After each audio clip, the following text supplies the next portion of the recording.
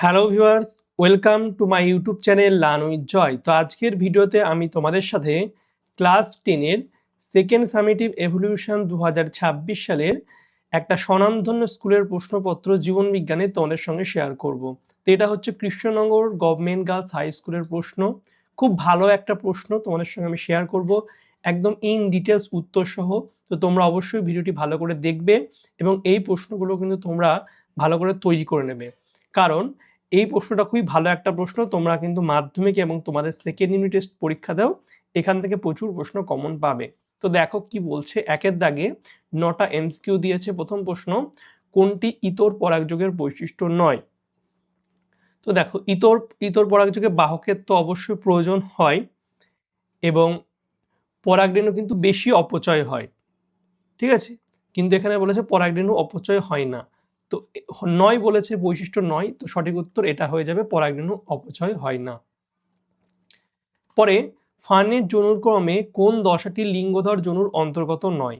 তো দেখো, এখানে হচ্ছে অ্যানথেরিডিয়া, আর্কিগোনিয়া এবং পোর্থামাস, এই সবকটাই লিঙ্গধর জনুর অন্তর্গত, কিন্তু সোরাসটা কি? সোরাসটা হচ্ছে অযৌন জনুর অন্তর্গত, তো সোরাস হয়ে যাবে সঠিক উত্তর। এরপরে তিনেরটা বলছে সপুষ্পক উদ্ভিদের যৌন জননের সঠিক বৈশিষ্ট্য হলো। তো সঠিক বৈশিষ্ট্যটা কি? সঠিক বৈশিষ্ট্য হচ্ছে পরাগনালী ডিম্বক রস বা ডিম্বক ত্বক বা ডিম্বক মূলের মধ্য দিয়ে ডিম্বকে প্রবেশ করে, ঠিক আছে, এটা সঠিক উত্তর। এরপরে চারেরটা বলছে কালো বর্ণ ও অমসৃণ লোমযুক্ত গিনিপিগের জিনোটাইপ শনাক্ত করতে হবে। তো জিনোটাইপ কোনটা হবে? কালো। কালো মানে কি? কালো মানে ক্যাপিটাল বি, ওকে, এবং অমসৃণ মানে ক্যাপিটাল আর। তো দেখো এখানে, দেখো এটা তো ক্যাপিটাল বি নেই, এটা হবে না, ক্যাপিটাল বি নেই, হবে না, এটাতে ক্যাপিটাল বি আছে, তো এটা কালো হবে, ক্যাপিটাল আর আছে, এটা কিন্তু অমসৃণ হবে। ক্যাপিটাল বি দুটোই আছে, অবশ্যই কালো, বিশুদ্ধ কালো, এটাও কিন্তু অমসৃণ।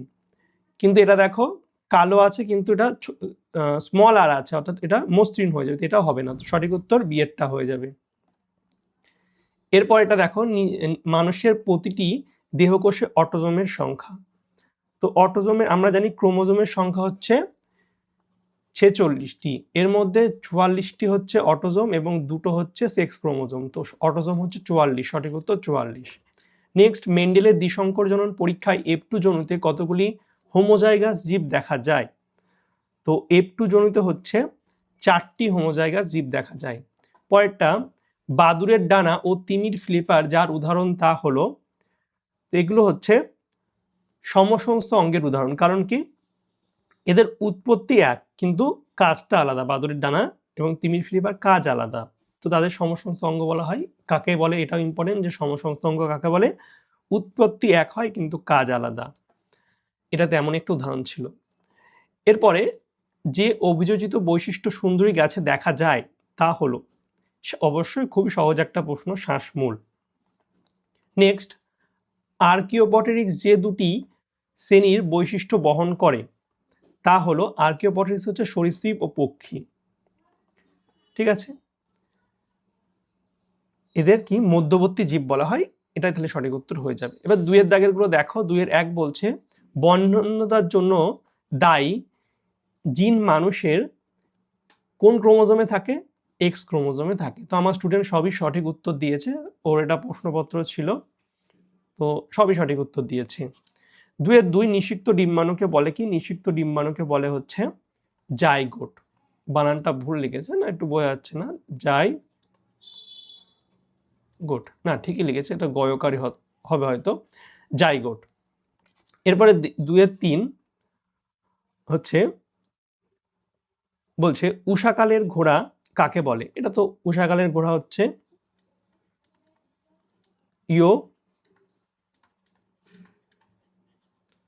ইওহিপ্পাসকে, ঠিক আছে। 2-4 বলছে নিষ্ক্রিয় পুংকেশর স্ট্যামিনোড, তাহলে নিষ্ক্রিয় স্ত্রী কেশরটা কি হবে? স্ত্রী কেশরটা হয়ে যাবে হচ্ছে পিস্টিলোড। তারপরে দেখো, ছক মেলানো আছে, ছক মেলানোর মধ্যে জেনেটিক কাউন্সিলিং, খুবই ইজি একটা প্রশ্ন, জেনেটিক কাউন্সিলিং হবে হচ্ছে থ্যালাসেমিয়া এবং বাদুড়ের ডানা ও পতঙ্গের ডানা এরা হচ্ছে সমবৃত্তীয় অঙ্গ। ঠিক আছে, সমবৃত্তীয়। এরপরে সত্য মিথ্যা বলছে 2-7 প্ল্যানেরিয়াতে পুনরুৎপাদন দেখা যায়, এটা একদম সত্য। নেক্সট, অযৌন জনন পদ্ধতিটি সময় সাপেক্ষ ও জটিল, একদম মিথ্যা। সংক্ষিপ্ত দেখো 2 প্রশ্ন, 5টা উত্তর করতে বলেছে, 6টা প্রশ্ন দিয়েছে। প্রথমটা, বিশুদ্ধ ও সংকর জীব বলতে কি বোঝো? তো এগুলো তোমরা তোমাদের বইয়ে পেয়ে যাবে, তো আমি একটু এক্সপ্লেন করে দিচ্ছি। বিশুদ্ধ জীব বলতে কি বোঝায়? যে সকল জীবের প্রকট ও প্রচ্ছন্ন উভয় জিন একই রকম, তাদের বিশুদ্ধ বলবে। ঠিক আছে, অর্থাৎ আর আর এই টাইপের। আর সংকর বলতে কি? প্রকট ও প্রচ্ছন্ন জিন আলাদা, যেমন বড় হাতের টি, ছোট হাতের টি, এটা হচ্ছে সংকর। আর এটা কি? এটা হচ্ছে বিশুদ্ধ। টিটিও হচ্ছে বিশুদ্ধ। তবে স্বপরাগযোগ অপেক্ষা ইতর পরাগযোগ অধিকতর উন্নত, এটা হচ্ছে বক্তব্যটি যতটা বিচার করো। তাহলে দেখো, ইতর পরাগযোগ হচ্ছে বলছে স্বপরাগযোগ অপেক্ষা ইতর পরাগযোগ উন্নত, কারণ স্বপরাগযোগে কি হয়? নতুন বৈশিষ্ট্যের সৃষ্টি হয়। তারপরে কি হয়? অপত্য উদ্ভিদের অভিযোজন ক্ষমতা বৃদ্ধি পায়, রোগ প্রতিরোধ ক্ষমতা বৃদ্ধি পায়, উন্নত জাতের উদ্ভিদ উৎপন্ন হয়। তাহলে স্বপরাগযোগের থেকে অবশ্যই ইতর পরাগযোগ উন্নত। নেক্সট, অন্তঃপ্রজাতি সংগ্রাম বলতে কি বোঝো? উদাহরণ সহ বলে। খুব ইম্পর্টেন্ট প্রশ্ন এগুলো, সবই আমি কমন দিয়েছিলাম। তো দেখো, অন্তঃপ্রজাতি মানে কি? একই প্রজাতির হচ্ছে সদস্যদের মধ্যে খাদ্য, বাসস্থান সবকিছুর মধ্যে কি হবে? প্রতিযোগিতা হবে। অন্ত মানে সেম প্রজাতি, ওদের মধ্যে খাদ্যের জন্য, বাসস্থানের জন্য লড়াই করবে। উদাহরণ তোমাদের অবশ্যই লিখতে হবে। আমি একটা উদাহরণ দেখো বলছি। তোমাদের বইয়ে বাঘ নিয়েছিল, আমি হরিণ নিয়ে বলছি। দুটি হরিণ যদি থাকে, তাদের মধ্যে যে প্রতিযোগিতা, কে কত বেশি খাবার খেতে পারবে বা কে বাঘের থেকে বেঁচে থাকতে পারবে, এই টাইপের বিভিন্ন উদাহরণ আছে তোমাদের বই, এগুলো পেয়ে যাবে, ইজিলি পেয়ে যাবে বই। তারপর দেখো, ঘোড়ার বিবর্তনে 4টি গুরুত্বপূর্ণ বৈশিষ্ট্য লেখো যা পরিবর্তিত হয়েছে। খুব ইজি প্রশ্ন, বইয়ের ছকে পেয়ে যাবে। যেমন কি? দেহের আকার বড় হয়েছে, আগে ছোট ছিল। পায়ের আঙুলের সংখ্যা কমে গেছে, খুব ইম্পর্টেন্ট। দাঁতের গঠন পরিবর্তিত হয়েছে, ঘাড়ের দৈর্ঘ্য বৃদ্ধি পেয়েছে। এভাবে লিখে দিতে পারবে 4টে পয়েন্ট যেগুলো বললাম। টেস্ট ক্রস কি? ব্যাক ক্রসের সাথে এর প্রধান পার্থক্য কি? টেস্ট ক্রস মানে কি? কোনো জীবের যদি আমরা প্রকৃত জিনোটাইপ নির্ণয় করার জন্য সেই জীবের সঙ্গে একটি প্রচ্ছন্ন বৈশিষ্ট্যযুক্ত জীবের সংকলন ঘটে। ঠিক আছে, ধরুন একটা সংকর ছিল, আমি জানি না, এর সঙ্গে আমি একটা প্রচ্ছন্ন গুণ কোনটা, ছোট হাতের টি, এর যদি আমরা টেস্ট ক্রস এটা ক্রস করে দিই, তাহলে এটা টেস্ট ক্রস হয়ে যাবে। তাহলে আমরা বুঝতে পারবো যে এর মধ্যে সংকর লুকিয়ে ছিল না বিশুদ্ধ লুকিয়ে ছিল।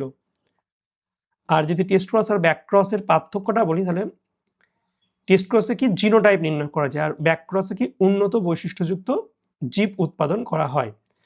আর টেস্ট ক্রসে হচ্ছে প্রচ্ছন্ন জীবের সঙ্গে সংকরণ করা হয়, আর ব্যাক ক্রস হচ্ছে জনন জীবের সঙ্গে সংকরণ করানো হয়। এরপরে 3-6 মানবদেহে বংশানুক্রমিকভাবে সঞ্চারিত প্রকরণ দুটি উদাহরণের সাহায্যে ব্যাখ্যা করো। তো বংশানুক্রমিকভাবে সঞ্চারিত হয় হচ্ছে বর্ণান্ধতা রোগ আর হিমোফিলিয়া, এই দুটো। ঠিক আছে, তোমরা ব্যাখ্যা লিখে দিতে পারবে, বইয়ে আছে। এরপরে 4-1 পিতা ও মাতা দুজনেই স্বাভাবিক হলেও সন্তানদের থ্যালাসেমিয়া আক্রান্ত হওয়ার সম্ভাবনা, এটা তোমরা করে নিতে পারবে, এগুলো আমি করে দিচ্ছি না। তারপরে একটি রোগীকে বারবার রক্তদান করলে কি কি সমস্যা হতে পারে? তো এটাও খুব ইজি একটা প্রশ্ন। তারপরে সন্তানের লিঙ্গ নির্ধারণে পিতার ভূমিকায় প্রধান, ব্যাখ্যা করো। মেন্ডেলকে ভাগ্যবান বলা হয় কেন? তো মেন্ডেলকে ভাগ্যবান বলা হয় কারণ হচ্ছে তিনি বিশুদ্ধ বৈশিষ্ট্যযুক্ত মটর গাছ নির্বাচন করেছিলেন।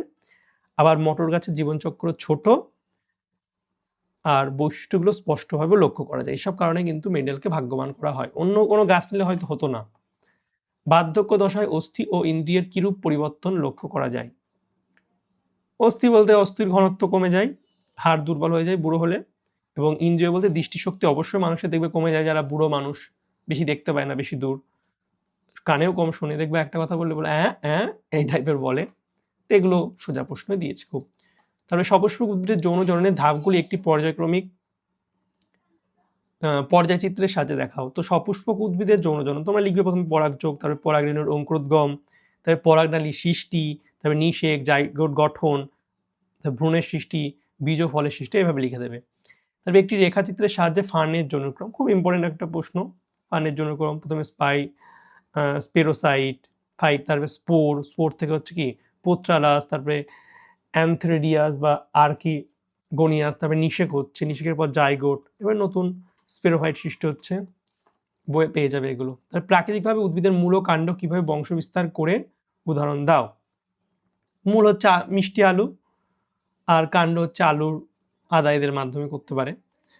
তার একটি মৌচাক শ্রমিক মৌমাছি অন্য শ্রমিক মৌমাছি কিভাবে খাদ্য উৎসের অবস্থান জানায়। দুই ধরনের নৃত্য আছে, একটা হচ্ছে বৃত্তাকার আর চৌবাগল নৃত্যের মাধ্যমে জানায়। আর উটের জলক্ষয় রোধের জন্য অভিযোজনগত বৈশিষ্ট্য কি হয়েছে, কুজে চর্বি জমা হয়েছে, তারপরে উট মানে প্রস্রাবের পরিমাণ কমে গেছে, তারপরে দীর্ঘ সময় জল ছাড়াও বেঁচে থাকতে পারে উট। এরপরে হচ্ছে হৃৎপিণ্ডের তুলনামূলক অঙ্গ সংস্থান কিভাবে অভিব্যক্তি মতবাদের সাপেক্ষে প্রমাণ হিসাবে কাজ করে, এটা তোমরা বইয়ে পেয়ে যাবে, একটু লিখে নেবে। তারপরে কোয়াসার্ভেট প্রাণের কি কি লক্ষণ করা যায়, ঠিক আছে, এটাও বইয়ে পেয়ে যাবে। তাই কোয়াসার্ভেট হচ্ছে বৃদ্ধি পাওয়ার ক্ষমতা ছিল বা বিভাজনের মাধ্যমে সংখ্যা বৃদ্ধি করতে পারতো, এইগুলো পয়েন্টগুলো লিখে দেবে, ঠিক আছে। তো তোমাদের সঙ্গে আমি ক্লাস 10-এর জীবনবিজ্ঞানের সেকেন্ড ইউনিট টেস্টের প্রশ্নপত্রটা শেয়ার করলাম, একদম পুরো এক্সপ্লেন সহ। আশা করছি তোমাদের ভিডিওটি ভালো লেগেছে। ভালো লাগলে অবশ্যই তোমরা লাইক, কমেন্ট, শেয়ার করবে, চ্যানেল নতুন হলে সাবস্ক্রাইব করবে। আর তোমাদের আর কোনো সাবজেক্টের বা যে কোনো রকম যদি ভিডিও লেগে থাকে, কোনো সমস্যা থাকে, সেটা আমাকে কমেন্ট করে জানাবে। আমি তোমাদের কিন্তু সব কমেন্টই পড়ি। তোমরা যেরকম বলবে আমি কিন্তু তোমাদের জন্য সেই রকম ভিডিওই বানিয়ে দেব। ওকে? তো চলো বাই। দেখা হবে তোমাদের সঙ্গে পরের একটা ভিডিওতে। Thank you for watching my videos.